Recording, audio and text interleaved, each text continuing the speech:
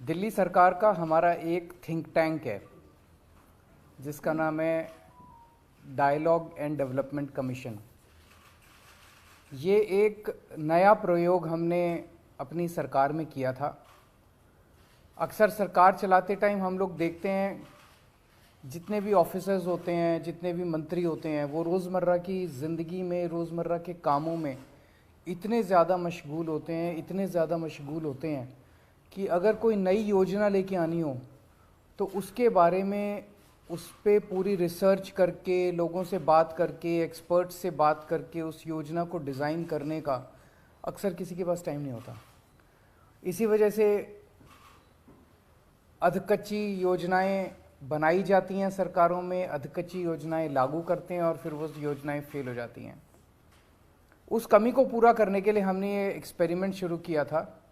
आज से 7 साल पहले DDC, dialogue and development commission का गठन किया गया, जिसका काम केवल और केवल ये था कि अगर सरकार में हमें कोई नई चीज़ करनी है, नई योजना लेके आनी है, नया प्रोजेक्ट लेके आना है, उस पे सारा सोचने का काम, उसको डिज़ाइन करने का काम, उस पे सलाह करने का काम डीडीसी करेगा। आज मैं समझता हूँ एक चीज़ जो देखने में आती है कि दिल्ली सरकार जितने काम करती है, दिल्ली सरकार जितनी योजनाएं चलाती हैं, वो अक्सर सफल होती हैं। बाकी सरकारों में देखा गया कि सरकारें योजनाएं तो बहुत अच्छी अच्छी लाती हैं, लेकिन वो सारी योजनाएं ज़मीन पे जाके फेल हो जाती हैं। दिल्ली सरकार में जो योजनाएं, हमारे प्रोजेक्ट्स जो बहुत ज़मीन पे जाके सफल होते हैं, उसका बहुत बड़ा श्रेय मैं डीडीसी को देना चाहता हूँ।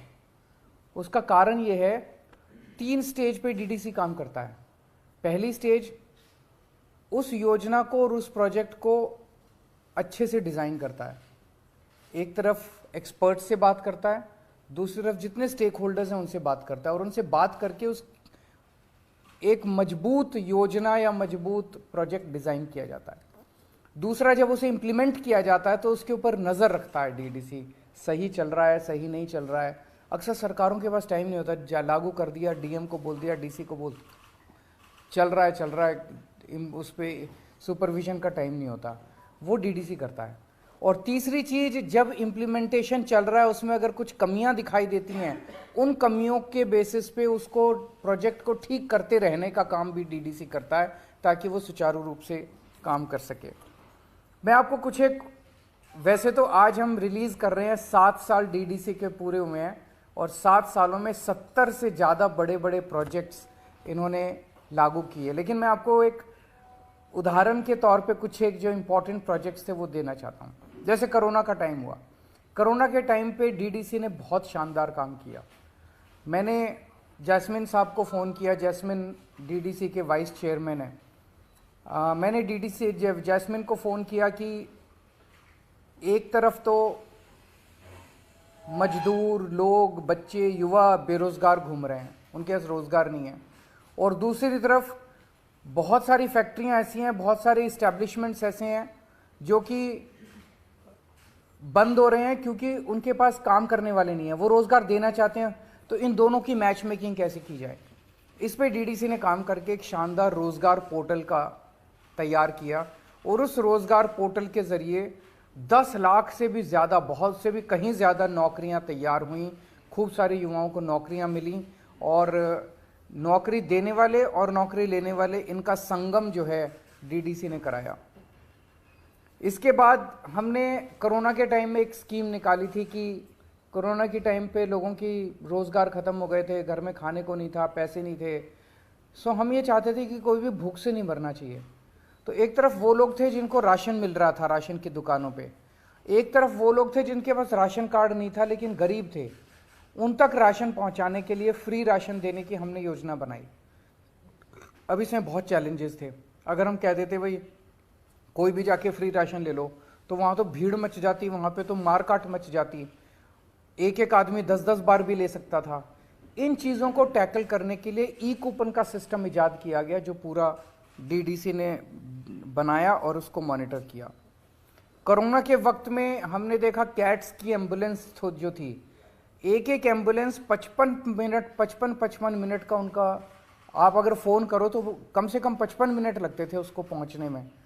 उसको पूरे को सिस्टम को रीडिज़ाइन किया इन्होंने, नई खूब सारी एम्बुलेंसेज इन्होंने प्रोक्योर की और उस 55 मिनट को ये 18 मिनट पे लेके आए, जो कि बहुत बड़ा योगदान था कोरोना के टाइम पे। आप लोग जानते हो door step delivery of services हमारा फ्लैगशिप प्रोग्राम है, जिसमें आप 1076 पे फ़ोन कीजिए, आपके घर आके काम करके जाती है सरकार। कोई कर्मचारी आपके घर आता है, आपका राशन कार्ड बनाना है, आपका कोई भी कनेक्शन लेना है बिजली का, पानी का, घर आके करते हैं। ये पूरा का पूरा डिज़ाइन, इसका इम्प्लीमेंटेशन ये सारा डीडीसी ने करवाया। दिल्ली की जो इलेक्ट्रिक व्हीकल पॉलिसी है, जिसकी चारों तरफ दुनिया भर में, केवल देश नहीं दुनिया भर में इतनी तारीफ हो रही है इलेक्ट्रिक व्हीकल पॉलिसी की, ये साल 1.5 साल तक डीडीसी ने जितने स्टेक होल्डर्स थे, जितने इसमें एक्सपर्ट्स थे, सबके साथ बहुत ज़्यादा रिगरस कंसल्टेशंस की है। ये कंसल्टेशंस नॉर्मल सरकारों के अंदर करना संभव नहीं होता कि अफसर इतने सारे कंसल्टेशंस कर रहे हैं। उन कंसल्टेशंस के बाद एक रॉबस्ट दिल्ली की इलेक्ट्रिक व्हीकल पॉलिसी आई, जो कि बहुत सफल हो रही है। 2 साल के अंदर ही इतने बड़े स्केल के ऊपर व्हीकल्स खरीदे जा रहे हैं। और कल जो हमने एक नया मॉडल, यूनिक मॉडल पे हमने जो ईवी चार्जिंग स्टेशन चालू किया है, इसमें तो गाड़ियां चलाने का, स्कूटर चलाने की कॉस्ट भी बिल्कुल फ्रैक्शन पे आ गई है। 7 पैसे प्रति किलोमीटर पे आप स्कूटर चला सकते हैं, 8 पैसे प्रति किलोमीटर पे वो ऑटो चलेगा, 33 पैसे प्रति किलोमीटर कार चल सकती है। इस तरह का मॉडल पूरी दुनिया में कहीं नहीं देखा गया है। पूरी दिल्ली के अंदर जो इतना बड़ा नेटवर्क सीसीटीवी कैमरास का, कहा जा रहा है कि पूरी दुनिया में एडवांस्ड कंट्रीज को भी पीछे छोड़ दिया। न्यूयॉर्क, वॉशिंगटन, लंदन, टोक्यो, इनके अंदर भी सीसीटीवी कैमरास का इतना घना नेटवर्क नहीं है जितना दिल्ली के अंदर है। ये भी पूरा डिज़ाइन जो है वो मॉडल इन डीडीसी ने किया था। उसके बाद जितने डार्क स्पॉट्स थे दिल्ली के अंदर, जहाँ पे रात को अंधेरा होता था, वहाँ हम लोग स्ट्रीट लाइट लगाना चाहते थे। कई जगह देखा खंबा लगाने की जगह नहीं है, कई जगह कई सारी दिक्कतें थी। तो एक नया मॉडल आया कि लोगों के घरों के ऊपर हम लगाएंगे, लोगों के घरों से बिजली का कनेक्शन लेंगे और उनको हम रिफंड कर देंगे जितना खर्चा आया करेगा। ये वाला पूरा अब पूरे दिल्ली के अंदर एक बहुत बड़ा नेटवर्क स्ट्रीट लाइट्स का बन गया है। ये भी पूरा मॉडल डीडीसी ने इम्प्लीमेंट किया। हेल्थ इंफॉर्मेशन मैनेजमेंट सिस्टम, जिसके बारे में मैं कई प्रेस कॉन्फ्रेंसेस कर चुका हूँ, वो पूरा सिस्टम इन लोगों ने डिज़ाइन किया है, जो अभी लागू हो रहा है। तो डीडीसी ने 7 साल के अंदर बहुत शानदार काम किया है। मैं प्रार्थना करता हूँ वो आगे भी इसी तरह से सरकार को और देश के लोगों की सेवा करते रहे। अगर कोई प्रश्न है तो आप बताइए।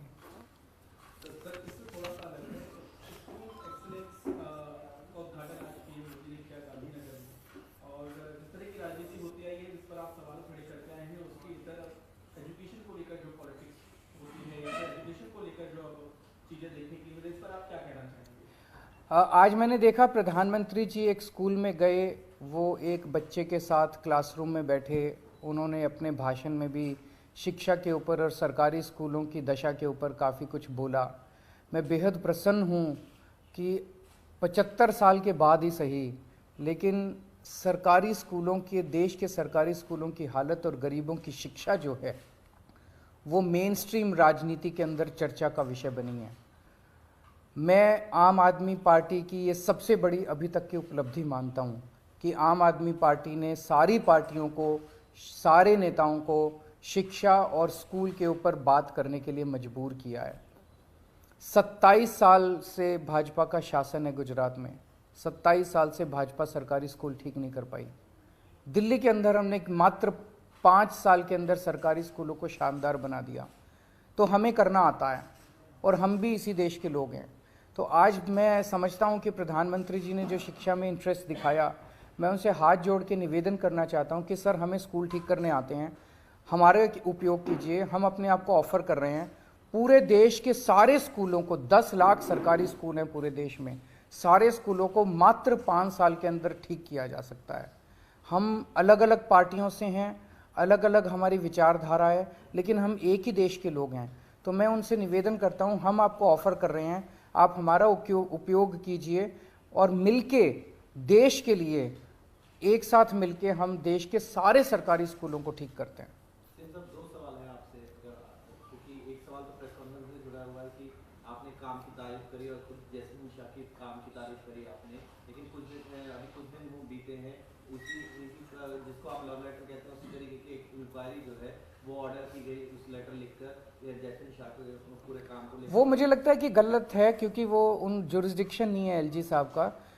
इनका जो अपॉइंटमेंट है वो कैबिनेट ने किया था। सो इनसे इस किस्म के प्रश्न पूछने का अधिकार केवल कैबिनेट को है। सर एक और सवाल है, अगर आपने आवेदन किया हो तो यूसीसी का उसमें हलफनामा दायर किया है सेंटर ने, यूसीसी सिविल कोड वाले मामले में। अच्छा, मुझे आइडिया नहीं।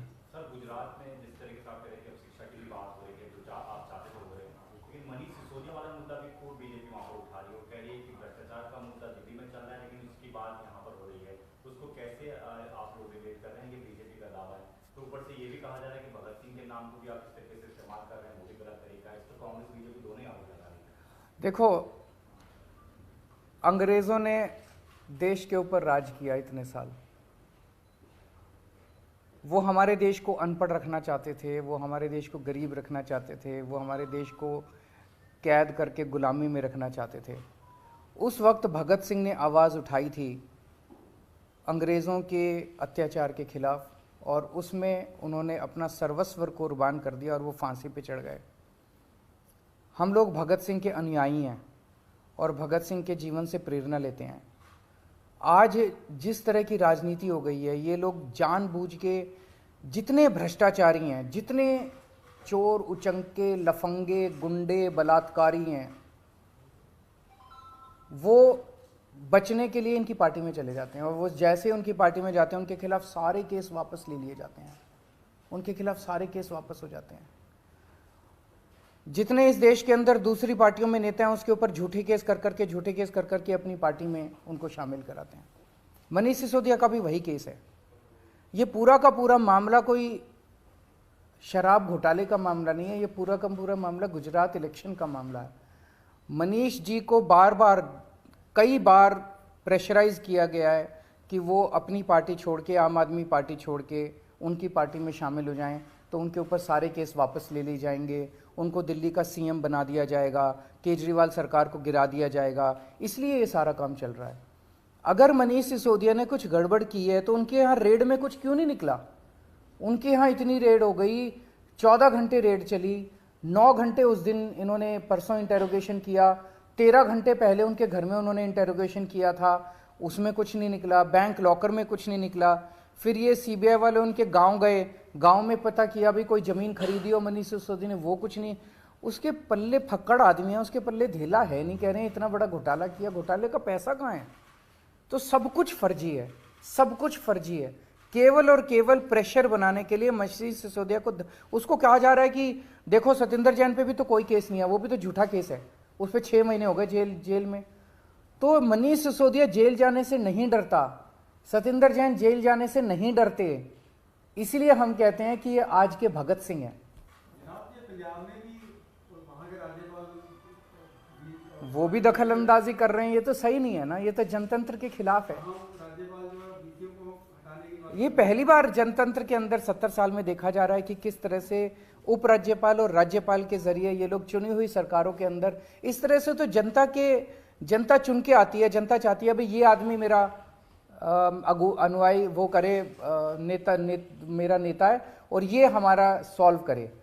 ये उसको साइड करके सरकारों को और राज्यपाल के जरिए सरकारें चलाना चाहते हैं, ये तो जनतंत्र के संविधान के खिलाफ है। गुजरात हो गए हैं, अभी किस तरीके की प्रधानमंत्री नरेंद्र मोदी भी लगातार कैंपेन कर रहे हैं और आज भी उन्होंने बहुत सारी घोषणाएं की हैं, उन घोषणाओं को किस तरीके से देखते हैं? क्योंकि मैं तो देखो बार बार गुजरात के लोगों को एक ही बात बोल रहा हूँ, ये लोग जाते हैं कहते हैं हमने 30,000 करोड़ का पैकेज दिया, 30,000 करोड़ का पैकेज दिया। मेरे पास 30,000 करोड़ का पैकेज नहीं है देने के लिए, पर मैं गुजरात की जनता को इतना कह सकता हूँ कि आपके हर गुजरात के परिवार को, हर गुजरात के घर को महीने में मैं 30,000 रुपये का फ़ायदा जरूर करा दूंगा। इस 30,000 करोड़ का तो जनता को पता नहीं क्या फ़ायदा होगा, ठेकेदारों को खूब फ़ायदा होगा, ठेकेदार ऐश करेंगे, अफसर ऐश करेंगे, मंत्री ऐश करेंगे। 30,000 करोड़, 60,000 करोड़, उससे मंत्रियों को खूब ऐश होती है, ठेकेदारों की ऐश होती है।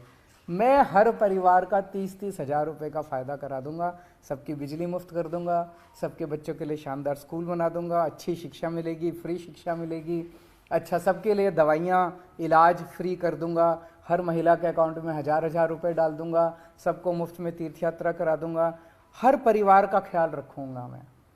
सीएम साहब, आज देश की ग्रैंड ओल्ड पार्टी को नॉन गांधीयन प्रेसिडेंट मिला है, किस तरह से देखते हैं? बधाई हो खड़गे साहब को, और मैं उम्मीद करता हूं कि वो अपनी पार्टी को अच्छे से चलाएंगे।